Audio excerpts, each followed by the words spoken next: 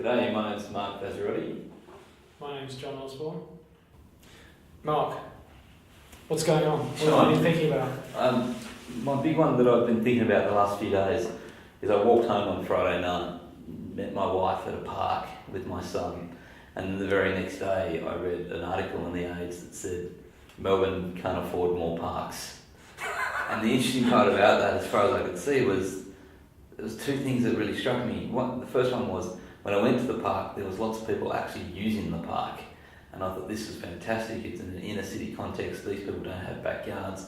We're forcing them into these common spaces again and saying this is where we should be congregating and actually having our casual engagements. But then to kind of come back the next day and read that we can't have those because I couldn't actually understand what the rationale for it was. But I think the rationale is that we've got too much open space as it is and we want to get more density. It's like, no, the open space that we have at the moment isn't for density's sake.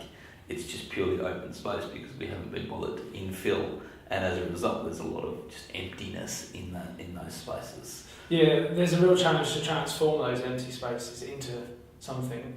And one of the issues I think is really pertinent to the development of cities is this whole issue of space which is public-private. So with a lot of modern developments you get space which is actually owned by someone, but it's a public thoroughfare.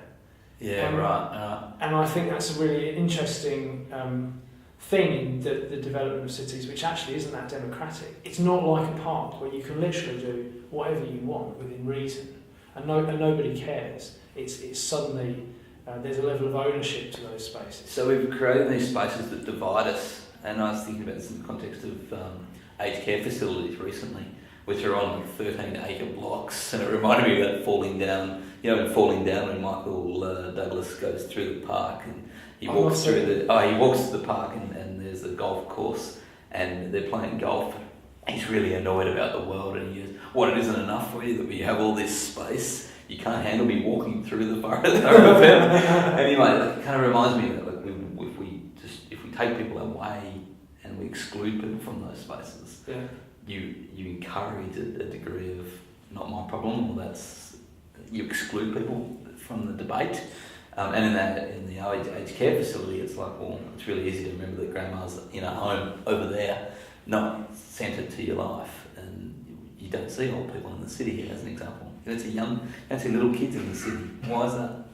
Yeah, because there's nowhere for them to play. I mean, they could go and play in the Telstra building, but that would be an interesting experiment, wouldn't it? If you went to public-private space and had your kids play there. That would be amazing. I mean, let's take.